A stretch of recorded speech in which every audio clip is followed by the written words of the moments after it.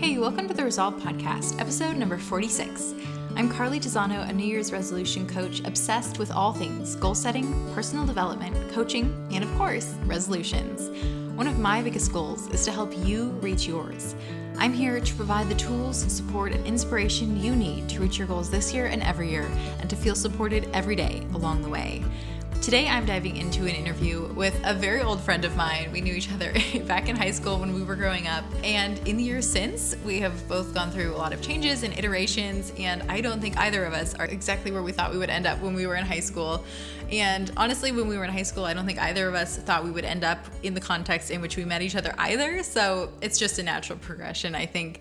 But today we're going to be talking about a topic that is very close to my heart that I'm very excited about. And we're going to be discussing it with my friend, Abigail Hayes. Abigail is 21 years old. She has a bachelor's in strategic communication from Liberty University.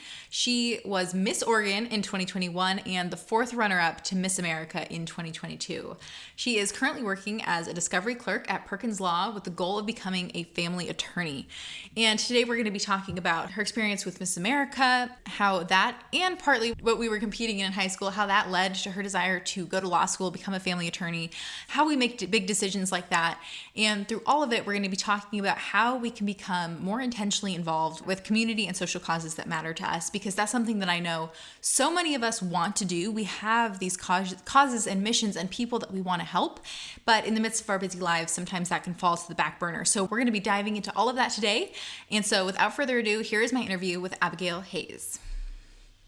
Abigail, thanks so much for coming to share on the podcast today. Absolutely. Thank you so much for having me, Carly. So to get started, can you share a little bit about who you are and everything that led you to where you are today? Yes. So my name is Abigail Hayes, and I am the youngest of 4 kids in my family. I was homeschooled K through 12. I also did college online. So it feels like I've been homeschooled my whole life. I come from an awesome, very supportive family, and that kind of has led me to all of my endeavors and where and who I am today. I love that. And I have a very similar background. You and I have known each other for a good many years, and I'm so excited to have you come and share about your journey, which has been, I'm not going to say unconventional, but it has been different. And it sounds like it's something different than what you initially expected just growing up.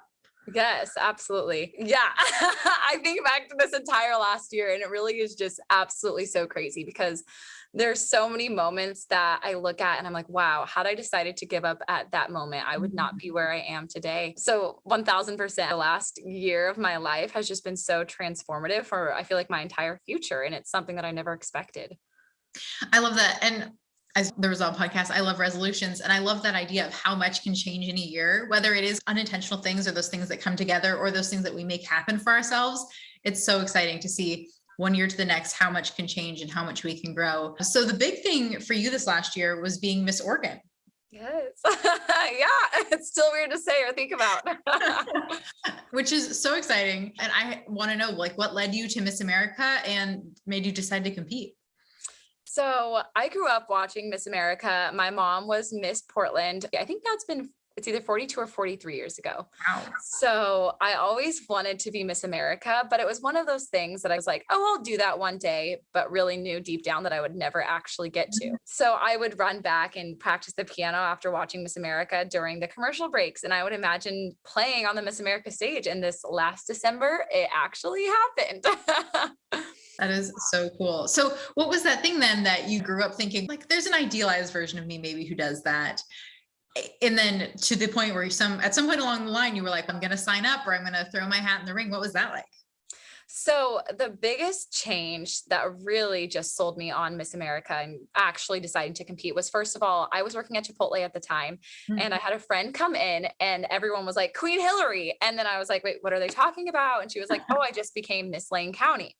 And she started telling me about the program, and I hadn't watched Miss America in a couple of years. And I think a lot of people maybe grew up hearing about it, but it's, I don't know, been placed on the back burner. A lot of people don't know about the program, and people have a lot of misconceptions. And so for me, when I realized that this program is 1000% centered around giving scholarships to women, and it's actually the largest scholarship provider for women in the world, I absolutely knew I had to jump on board. It's centered around community service, which I already was so involved in my community. It's about your talent, your intellectual capabilities, so many different fun things. It's also about your interviewing style and your speaking. And we both did speech and debate together. So I was like, I am on board with this amazing organization. And so that's what really led me to finally compete. That's so cool. And can you give us a glimpse into what it is like to participate? Oh man. So first of all, there's like a 10-minute private interview and they can ask you literally anything that they want to ask you. So there were some off the wall questions. Generally, it's pretty political, or it's about your marketing plan for the organization, how you plan to bring on sponsors, what you're doing in your community. And it's really centered around your social impact initiative. That's also a phase of competition. You have 60 seconds to put together a PowerPoint and then present what you're doing in your community. And then the next phase of competition is your talent, which is about 35% of your score. And they also still have an evening wear phase of competition. So you don't even necessarily have to wear a gown. And it's not about how you look, it's about how you present yourself on stage and your confidence level. So I don't know, competing, really going into it, I had these preconceived notions still in my head. But once I competed and met all of the women, I was just absolutely blown away, because it's not what you think it is. It's an incredible organization. It's not petty girls fighting over dresses or who's more beautiful. They're uplifting each other. They're encouraging each other. And it's just an amazing opportunity to grow in so many different skills you'll carry with you for the rest of your life. Cool. And that's the kind of community we all want, I think. And it's so cool. That's one where you can just enter into it and all of these other amazing people are already there, as opposed to, I think a lot of times we feel like we have to piece our networks together and just find those cool people that are out there. But to be able to step into an organization that has already brought together so many amazing young women would be so cool. Yeah, absolutely. And like you said, it's all about confidence and how you're portraying yourself and being able to communicate your ideas and what you're doing intentionally for your community. What is it like to have to present all of that all together? It sounds like what we used to do in speech and debate, having to present ideas and be confident and at least act like we knew what we were talking about. But I think a lot of people lack that or feel like they lack that. So what has it been like for you to develop that through this program and just the rest of your life? Something really amazing about this program, going into it, and my first interview at Miss Portland, which I lost that competition, my first competition I competed at, as opposed to my Miss America interview. It looked like two totally different people. But I would say I felt so much more relaxed at Miss America than I did at Miss Portland. And I think that's because I realized this program really wants authentic women, and it wants people who are real and relatable, and they just want to know your true heart and your true self. And so I would say for me going into it, I had to learn through competing that it really is just about your heart for your service and what you want to do in your community. And as long as you're able to just speak from the heart and let that flow, the judges will see it. And if you meet a Miss Oregon or another state title holder or a Miss America, they really are the most genuine people. But I will say it also takes a lot of practice. It takes a lot of trial and error. But if you trust the process and you stick with it, it's absolutely worth it, because you'll take these skills with you. I just had an interview and it totally helped. I wasn't nervous for it because I had done all these practice interviews. So it takes practice, but it's worth it. And there's so many different avenues I think we can use to develop those skills. But I think you're so right. It's about trusting the process in any one of them, that yes, I'm doing this and yes, I will get better. It probably won't always be this hard. It might be different kinds of hard, but you really are going to reap the benefits all along the way because you're growing the entire time. Absolutely. There's no such thing as failure because you're still growing. So can you share some highlights from your year as Miss Oregon? Oh my goodness. There's like way too many. Okay. Gosh. Okay. I'm sorry. That's so hard. I would say one of my favorite things had to have been was all the appearances that I got to do centered around my social impact initiatives. So one of the first ones that I did, which was so impactful, was for a Princess for a Day. And it's centered around children in foster care, all these little girls in foster care, and they're able to come, and we did all their hair, their makeup, and their nails. And then they get to go to a different room, pick out an outfit. Then they go to the next room and it's a ball and there's an ice cream social. And then they get to take this entire outfit home with them and feel like a princess for a day. And while I was sitting there brushing out a little girl's hair, which was extremely just matted and tangled, and it took me quite some time to get through it, and I told her, I'm like, I'm so sorry that it's taking me so long, but you just have such beautiful long hair. It's just going to take me a minute. And she proceeded to tell me, she said, please take as long as you can, because this is the one event I look forward to each year. And so for me, I realized that although as one person, I may not be able to change the world, I can change the world for this little girl. And that's something that Victoria Hill, Miss Georgia 2020 said, is that people may say you can't change the world, but you can change one individual's world. And just that alone, I would say, was just an amazing impact from being Miss Oregon, is that I knew whether I changed the entire state of Oregon or whether I impacted 10 individuals' lives, I knew that I changed their life, which is a significant thing. Those were definitely the highlights. Just those moments were just so sweet and worth it. And it's really not about the crown and the sash, but there's also fun appearances. Like one of my childhood dreams was to sing the national anthem at like a football game. And I got to sing at several different colleges, football games, as well as for the Blazers. And so I don't know, that was like really fun, as well as the number one thing would be the relationships with all the competitors. They're literally sisters. We talk every single day. We have group chats with my Miss America sisters. So relationships as well. So on the flip side of that, were there any parts of holding the title of Miss Oregon that were particularly difficult or challenging in a way that you didn't expect? I would say that I am very hard on myself, and I'm also a people pleaser. And so realizing that not everyone's going to love you, that's a little bit difficult. And getting over that and realizing that you just have to be the best version of yourself, be authentic, be kind to every single person you encounter. I would say that sometimes it's hard going to appearances where you know absolutely no one, or I will not lie, there have been some appearances that were maybe not as interesting, for lack of a better word. And still realizing that even though for me, it's, oh, I've done this kind of appearance before or whatever, realizing that those people are so excited to see you.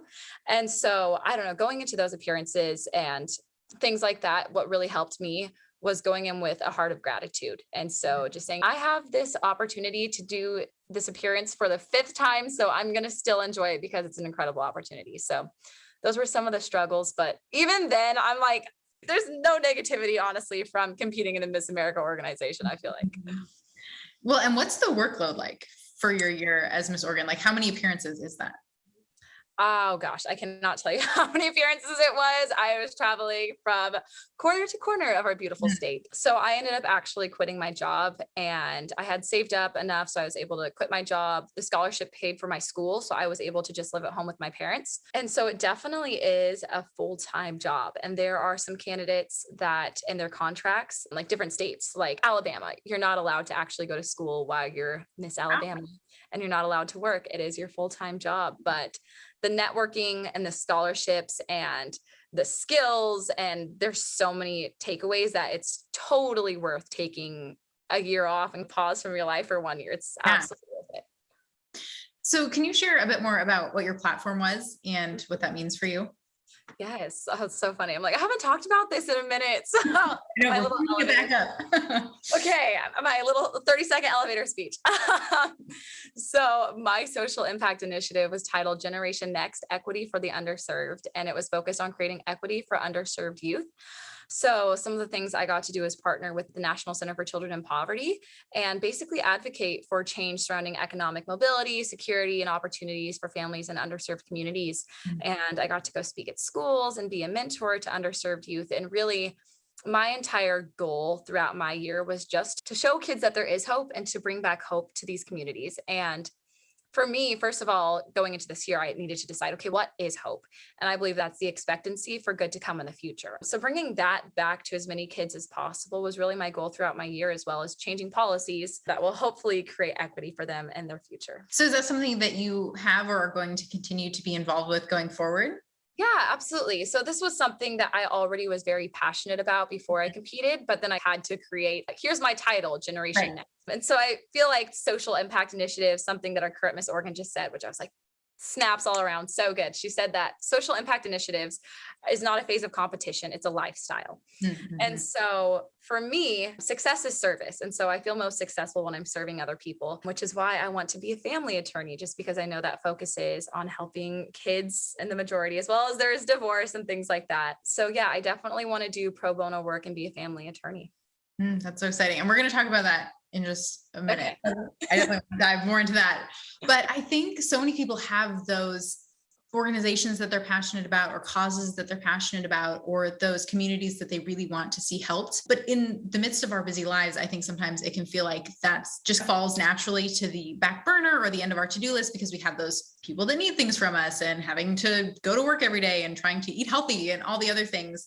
So how can people more consciously and intentionally make a social impact initiative a part of their daily or weekly or monthly or yearly lives? Yeah, I think that, again, it's realizing that you're not alone, that it's not just you taking on these huge battles, because that can feel very overwhelming. And something that a previous person I already quoted, Victoria Hill, Miss Georgia, she said that as we inform the public, we have to recruit the public. And so I would say, first of all, you can just spread awareness, even if it's okay, once a week, I'm going to post something about this. But I would say it's really important to be, and this is like my whole model in life, is to be intentional and is to trust the process. So if that's, you are going to post once a week about something you're passionate about to get people involved, then make absolutely certain that you do that once a week. And I think it's also realizing what you have availability for and time for. So don't spread yourself too thin, because then you just get discouraged when you don't meet your goal. And then I would also say it's really important to find what you're passionate about. So I wouldn't say just go out and absolutely go volunteer wherever you want to. It's always good to volunteer. But I would say if you want to really get involved in one area, find what you are passionate about, because I really feel like people are driven by either desperation or inspiration. And so if you find what you're passionate about, you'll be inspired and you will want to make a difference. Something for me is that I liked to or wanted to center my future career around it. So if you know that there's something you're really passionate about and you can also fund your livelihood, then absolutely go do that as well. It's a simple way. So tangentially related to that, but I have heard the discussion about which is better or more important, giving time or money. And I've just elected not to buy into that, because you can do either, you can do both. But do you have any perspective on that? No, I really think that it comes down to you and what you have the time or abilities to do, because both are needed. Both are most definitely needed. That's something that I had to advocate for, got to advocate for as an ambassador for the National Center for Children in Poverty. Is they're a nonprofit organization and they rely solely on donations to be able to do the work and support their employees. And so monetary donations are 1000% necessary and needed in order to get things done, but also nothing can also compare to spending time with a child and showing them that you love them. Love is priceless. So in every different area, both are needed. Yeah, I think that's so true.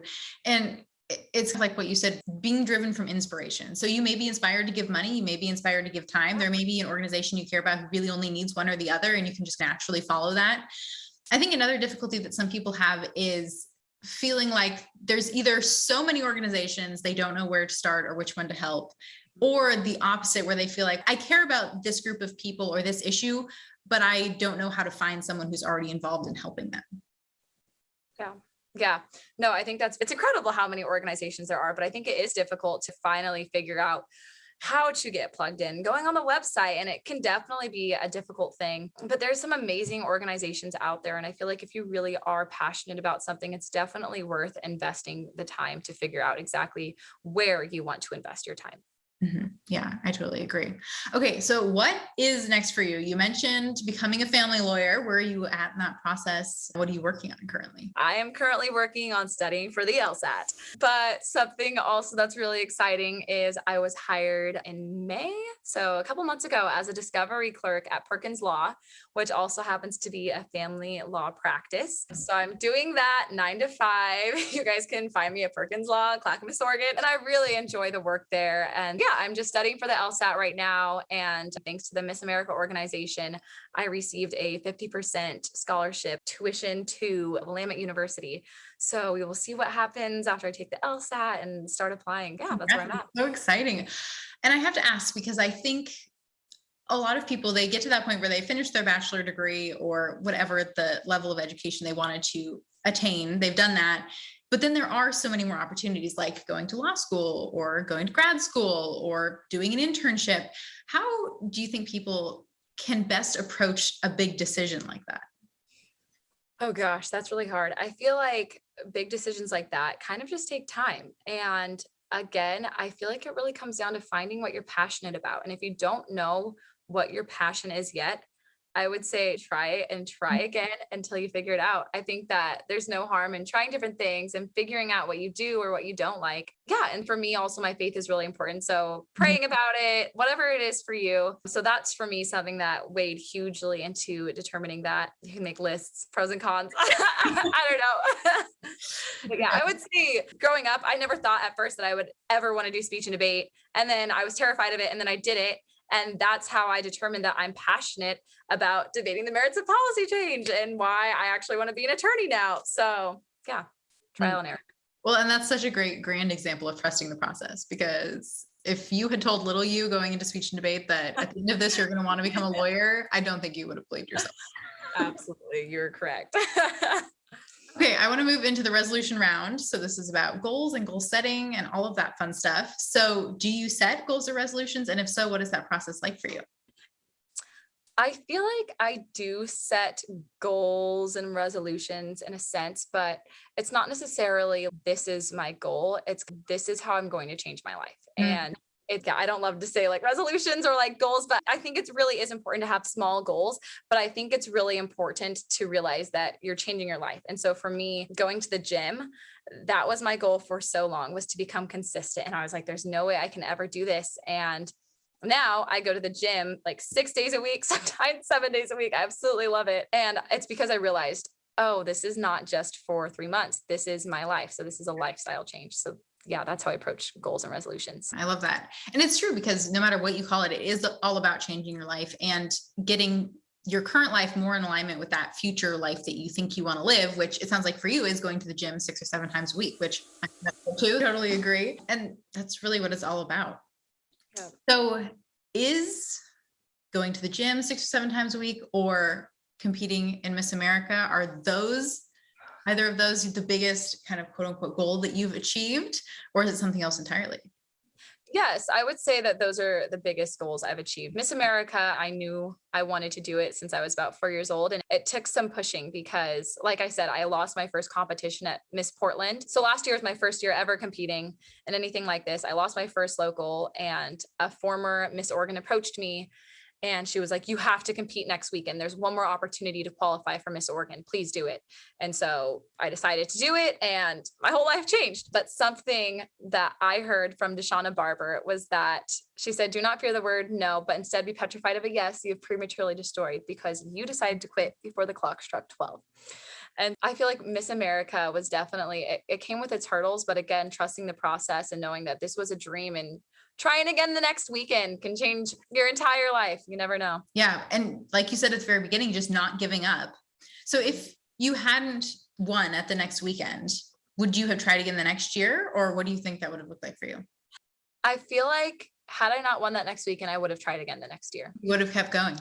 Yeah, I think I would. I can't say for certain, right, but I believe that I would have, just because after that next time competing, I also had a whole different perspective on the way the competition worked and the candidates and everything like that. Well, and it's all about the inspiration, like you said. And once you witness that community and everything and the opportunity to share about causes that matter to you, I can totally see how that would just light you on fire, and absolutely something you would want to take as far as possible.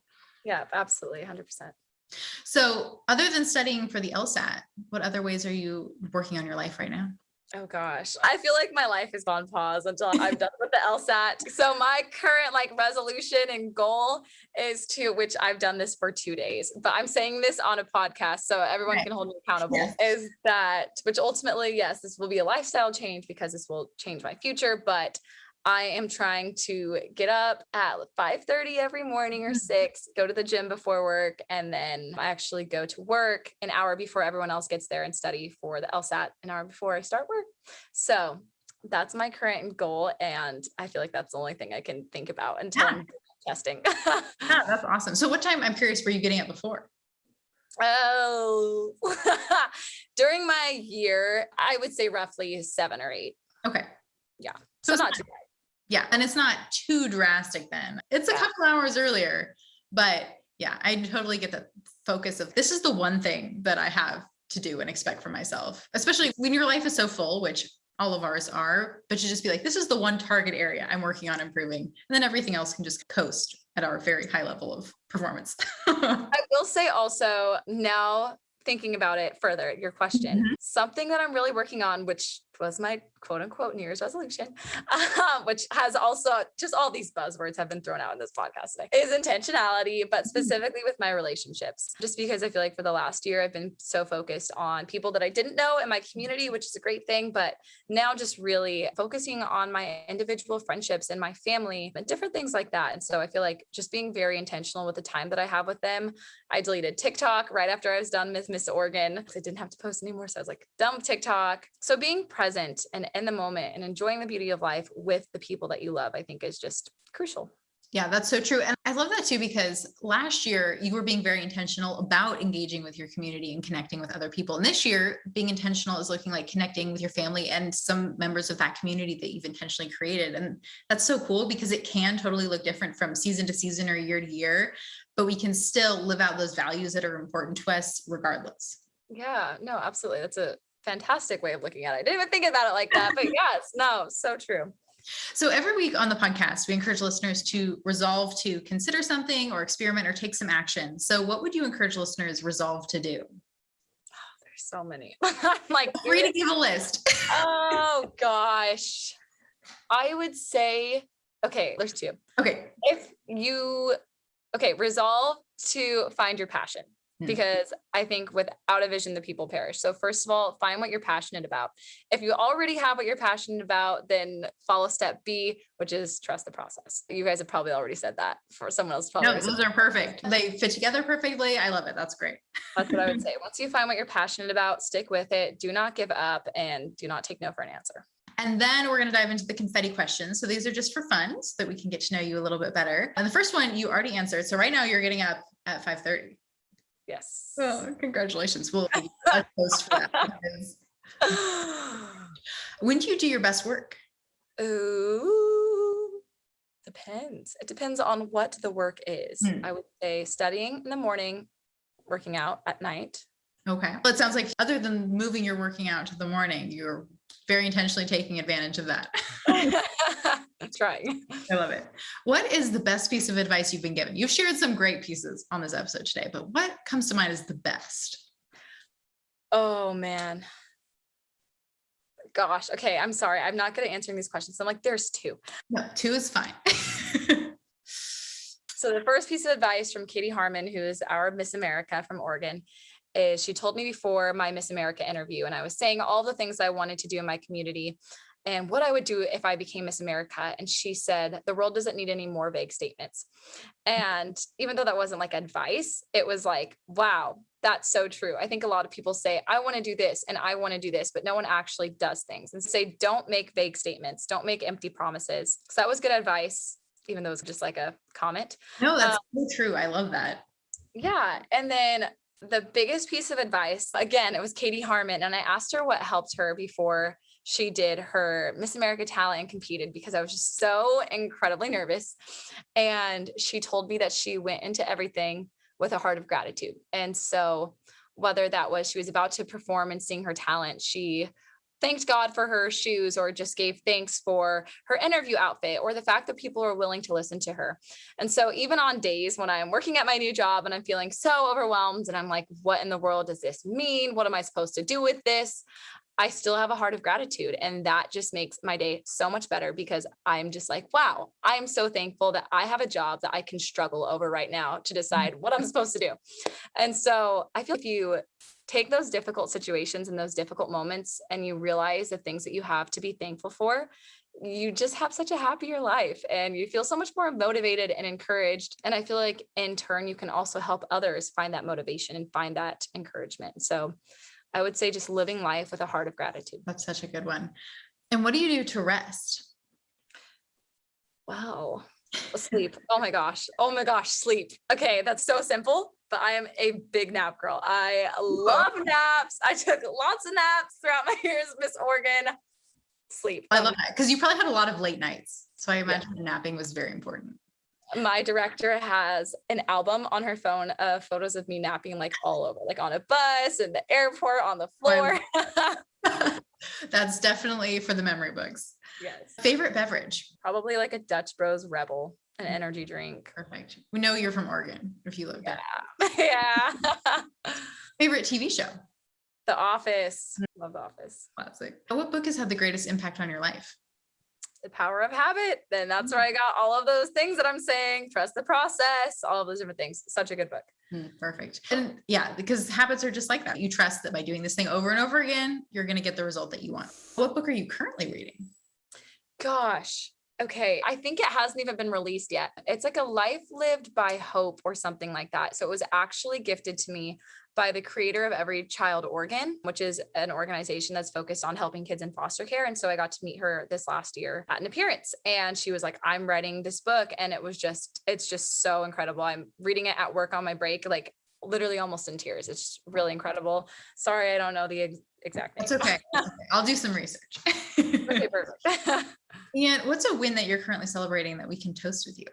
Oh, I feel like I shouldn't say this on here. I've kind of said it. No, I can't say that one. You can say two. It would be like in keeping. Okay, this one's kind of like stupid. Hopefully he doesn't hear this podcast. I was gonna say I got a boyfriend, so that's cool. That's toast worthy. We'll definitely toast that with you. And oh gosh, I would say my new job, honestly. That's the biggest thing right now. Yes. 2 big life changes. So Yes. okay, we're toasting that with you. And then where can people go to find more information about you and your work and all the amazing things that lie ahead in your future? Well, I would have said go to missorgan.org, but my face is no longer on there and neither is my information. Oh gosh, you can go to LinkedIn and find me on LinkedIn or also on Instagram. You can find little highlights of my life there. So yeah. Abigail, thank you so much for coming to share about your experience with Miss America and all the things that you have planned for the future and how we can more intentionally engage in those causes that really matter to all of us. Yes, thank you so much for having me, Carly. This was just such a delight. And that's a wrap on my interview with Abigail Hayes. I hope that you took something away from that great interview, from hearing about Abigail's experience with Miss America. It's amazing to be reminded of what those women are doing all across the country, about what it's like to have and to come in contact with a network of people like that, and about the difference that we can make, whether to one person or a community, and how to making a difference an intentional part of our regular lives, which is something that I know all of us want to do. I hope that this interview inspired you to find your passion or identify what it is in your life and to consider how you can use it intentionally in the life that you've created to help other people, to make a difference, and at the same time to go after the things that matter to us. So with that, thanks for tuning in to the Resolve Podcast. You can follow me on Instagram at Carly Tizano. I would love to connect with you. Don't forget to rate and review. It really helps other people find the show. And subscribe if you haven't already so that you don't miss another great episode next week. For the show notes or additional support in reaching your goals, check out carlytizano.com. Until next time, here's to all that lies ahead.